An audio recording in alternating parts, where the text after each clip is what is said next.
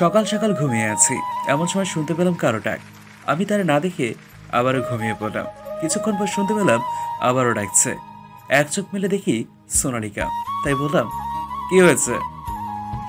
ওই মেহেদি, উঠবি না? দেখো না আমি ঘুমাই।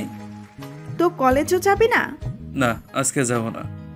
আমি কার সাথে কলেজে যাব? বিয়ে করে তো স্বামীর সাথে যা। একটা চট দিব কিন্তু আবল তাবল বললে। একবার বল তুই উঠবি না?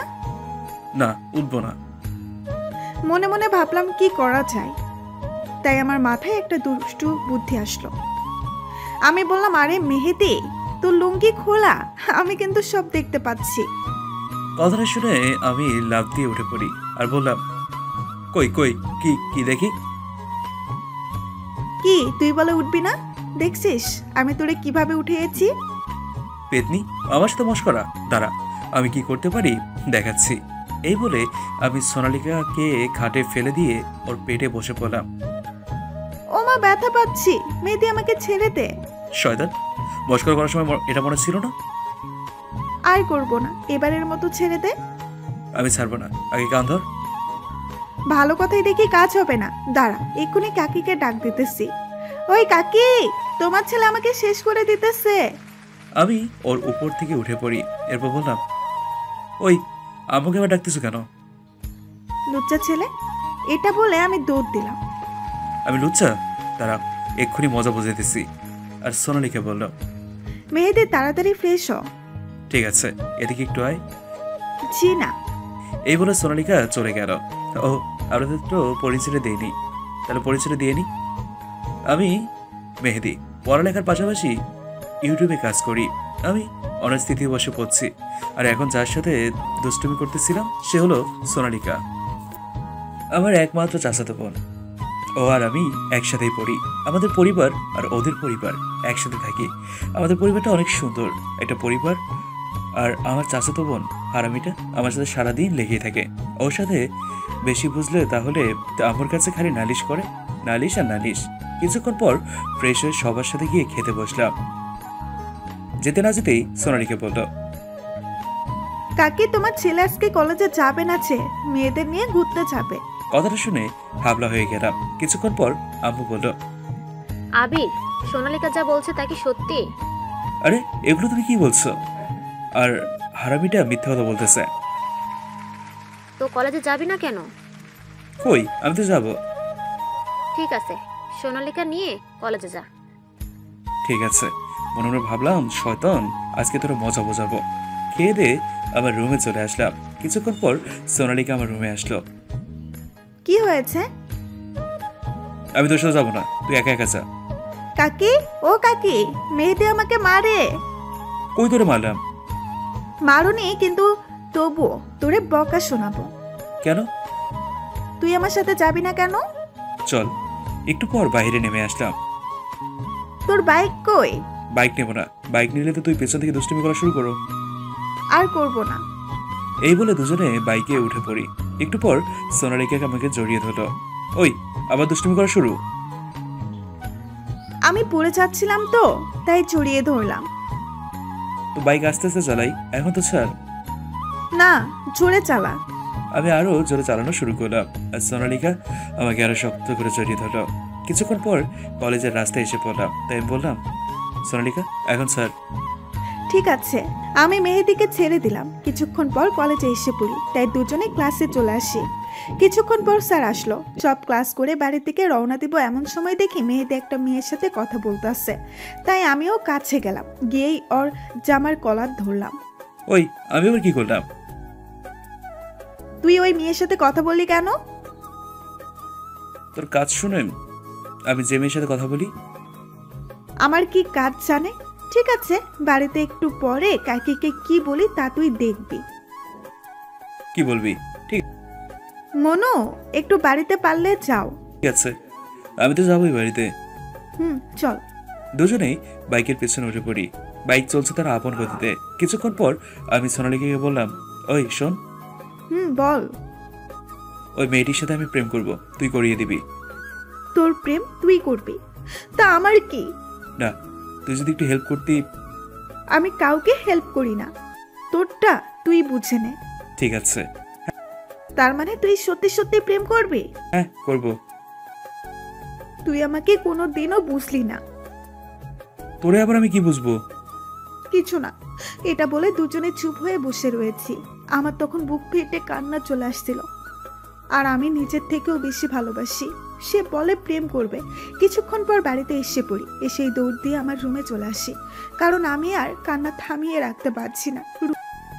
রুমে এসে একা একা কান্না করতেছি। কিছুক্ষণ পরে শুনতে পেলাম কারো ডাক, তাই আমি চোখ মুছে দরজা খুলে দিলাম। দেখি কাকি। হ্যাঁ কাকি, বলো। কি হয়েছে তোর? কই, কি আবার হবে? আমি তো দেখতে পাচ্ছি। আমি আবার বললাম, কিছু না। তবে তোর চোখে পানি কেন? হায় রে, চোখের পানি আবার দেখলো কিভাবে? কেন বলবি না? আমি না একজনকে ভালোবাসি, কিন্তু সে আমাকে ভালোবাসে না। কে এসে? ভয়ে ভয়ে বলে দিলাম, তোমার ছেলে। দেখতে পেলাম কাকি সেটা শুনে হাসছে, তাই আমি বললাম, কি হলো, হাসতেছো কেন? দূর পাগল, তার জন্য কি কান্না করা লাগে নাকি? আমাকে বললেই তো পারতি। আসলে আমরাও ঠিক করেছি তোর সাথে আর মেহেদির বিয়েটা দিয়ে দিব। সত্যি? এটা বলে আমি কাকিকে জড়িয়ে ধরলাম। হইছে, চল এখন খেতে চল। চলো। আমরা সবাই খেতে চলে আসি। কিছুক্ষণ পরে কাকি বলল, মেহেদি, কিছু কথা বলবো। হ্যাঁ আম্মু, বলো। সোনালিকাকে তোর কেমন লাগে? হঠাৎ এই কথা? আমি যা বলছি সেটা বল। ভালো, কিন্তু কেন? আমরা সবাই চাই তোর সাথে সোনালিকার বিয়েটা দিতে। তুই কি এতে রাজি? সবাই যদি একমত হও তাহলে আমিও রাজি। মনে মনে আমি তো অনেক খুশি, কারণ ওরে আমি সেই ছোটবেলা থেকে ভালোবেসে এসেছি। ওর জন্য আমি একটাও প্রেম করিনি, আর ওরেও করতে দিইনি। আর আজকে যে বলেছি যে প্রেম করব, ওটা আমি ওরে রাগানোর জন্যই বলছি। এইগুলো আমি ভাবছি। এর মধ্যে আম্মু বলল, তাহলে আগামী মাসেই তোদের বিয়ে। ঠিক আছে। আমি আর ওখানে বসলাম না, খেয়ে আমি ছাদে চলে আসি। কিছুক্ষণ পর সোনালিকা আসলো। কি হারামি, কি করো? মনে মনে ভাবলাম ওর একটু রাগাবো। দেখ সোনালিকা, আমি তোর বিয়ে করতে পারবো না। তাহলে এখানে যে বললে আমাকে বিয়ে করবি? আমি তো সবার সামনে ছিলাম, তাই বলে দিয়েছি। আসলে কথা হলো, আমি তোর বিয়ে করতে পারবো না। দেখতে পেলাম সোনালিকা কান্না কান্না ভাব নিয়ে চলে যেতে লাগলো। পেছন থেকে আমি ওর হাত টেনে ধরলাম। কি হয়েছে, হাত ধরলি কেন? ভালোবাসি। কাকে? তোমাকে। তাহলে বললি কেন বিয়ে করবি না? এমনি। শোনো, একটা কথা। হ্যাঁ বল। বিয়ে তো করবি, তার আগে একটা পাপ্পি দিয়ে যা। এখন কোনো পাপ্পি হবে না, শয়তান। তুই আমাকে অনেক কাঁদাইছিস।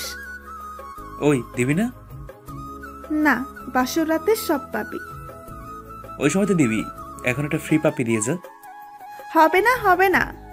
দেখতে পেলাম সোনালিকা চলে যেতে লাগলো, তাই আমি ওর পেছন দিক থেকে ধরে ফেলি। ওই, এটা পাপ্পি দে না। এখন না। ওই মেহেদি, ছাড় আমাকে।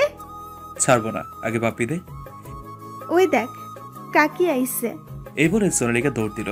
আমি বললাম, ওই, এটা মজা, আমি বুঝবো না। হ্যাঁ।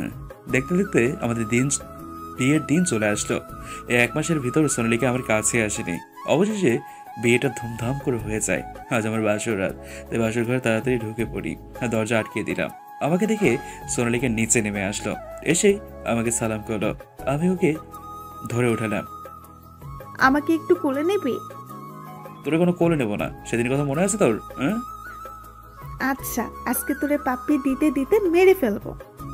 শয়তান, তোর পাপ্পি দেয়া লাগবে না। এই শোন, এখন থেকে তুই করে বলবি। ঠিক আছে। চলো ঘুমাবো। দুজনে এসে শুয়ে পড়ি। এরপর একটু পর সোনালিকা বলল, ওই শোনো, হ্যাঁ বলো। আমার না 2টা বেবি লাগবে। একেবারে 2টো? হ্যাঁ, তাহলে তো কাছে আসতে হবে। ঠিক আছে। কিছুক্ষণ পর সোনালিকাকে জড়িয়ে ধরলাম। এরপরে কতক্ষণ আদর করলাম। সকাল সকাল উঠে দেখি সোনালিকা ভেজা চুলে আয়না দেখছে। তাকে দেখতে অনেক সুন্দর লাগছে, তাই আমি উঠে তাকে পেছন দিক দিয়ে জড়িয়ে ধরলাম। ওই ছাড়। না, ছাড়বো না। এটা চুমু দাও। এখন হবে না। কেন? রাতে তো অনেকগুলোই দিচ্ছি। এখন একটা দাও। না, হবে না। সারা রাত আমাকে একটুও ঘুমাতে দাও, খালি দুষ্টুমি। আর এখন আমার সারা শরীর ব্যথা করছে। কেন? শুধু আমি দুষ্টুমি করছি? তুমিও তো করছো। তোমার চেয়ে কম করছি। তুমি কি এখন কিস দিবা নাকি না? না। সে না বলার সাথে সাথে আমি গিয়ে তার ঠোঁটে একটা কিস দিয়ে এক দৌড়ে খাটে এসে পড়ি। শয়তান, আমি আইতাছি। এখন আবারও কিস দিবা? জনমের কিস খাওয়াবো তোরে। আমি এসে শুয়ে পড়ি। কিছুক্ষণ পর সোনালিকা আসলো। ওই ওঠো না। না, উঠবো না। যদি আমার ঠোঁটে 5 মিনিট ধরে কিস দাও তাহলে উঠতে পারি। এত কিস খাওয়া ভালো না, তোমার আবার বেশি কিস খেলে ডায়াবেটিস হবে। না, হবে না। একটু পর শুনতে পেলাম কারো ডাক, তাই দরজায় গিয়ে আমি খুলে দিলাম। হ্যাঁ আম্মু বলো। কি এখনো ওঠেনি? তোমার ছেলেকে ডাকি, তোমার ছেলে তো ওঠেই না। ঠিক আছে, ওরে নে খাইতে আয়। তুমি যাও, আমি আসতেছি। একটু পরে আম্মু চলে গেল, তাই আমি মেহেদির কাছে গেলাম। কি উঠবা না? না উঠলে কিন্তু এখনই পানি ঢেলে দিব। এই তো উঠতেছি। আমি উঠে ফ্রেশ হয়ে সবার সাথে খেয়ে আসলাম। এভাবেই আমাদের দিনগুলো ভালোই যাচ্ছে। দেখতে দেখতে 6টা মাস কেটে যায়। একদিন আমি ঘুমিয়ে রয়েছি। একটু পর সোনালিকে বলল, ওই তোমার জন্য একটা খুশির খবর আছে। কি খুশির খবর? তুমি বাবা হতে চলেছ। সত্যি? এই বলে আমি সোনালিকাকে জড়িয়ে ধরলাম। হইছে, এখন ছাড়ো, আর ঢং দেখাতে হবে না। আমি ঢং দেখাই? হ্যাঁ, এটা বলা মাত্রই আমার ঠোঁট আর সোনালিকার ঠোঁট এক করে দিলাম। কিছুক্ষণ পর ছেড়ে দিলাম।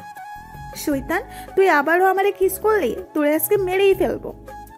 আমি আমার বুকের সাথে সোনালিকাকে চেপে ধরলাম আর বললাম, আমি আমার বউকে তো কিস করলাম, আর তো কেউ করেনি। ঠিক আছে, এখন থেকে আমি অন্য মেয়েদেরও কিস করব। কি বললি হারামি? এই বলে সোনালিকা আমার বুকে কিল ঘুষি মারা শুরু করলো। আমি বললাম, ওই আমি তো মরে গেলাম। তুই মর। আমি মরে গেলে কি তুমি থাকতে পারবা? এখন কিন্তু একটু বেশি বেশি হয়ে যাচ্ছে। কেন গো? আমি মরে গেলে তোমার তো কিছুই না। তুই আর আমার সাথে কথা বলবি না। আমি তো তোমার সাথে কথা না বলে থাকতেই পারবো না। দেখতে পেলাম এটা বলে সোনালিকা ছাদে চলে গেল।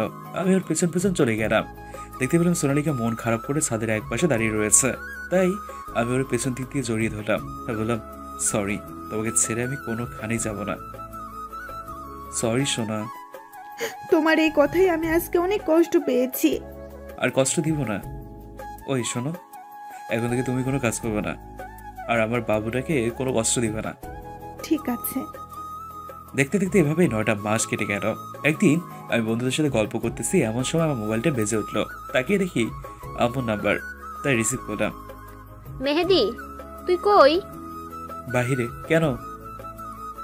সোনালিকা একটু আগে সিঁড়ি থেকে পড়ে গেছে। আম্মু?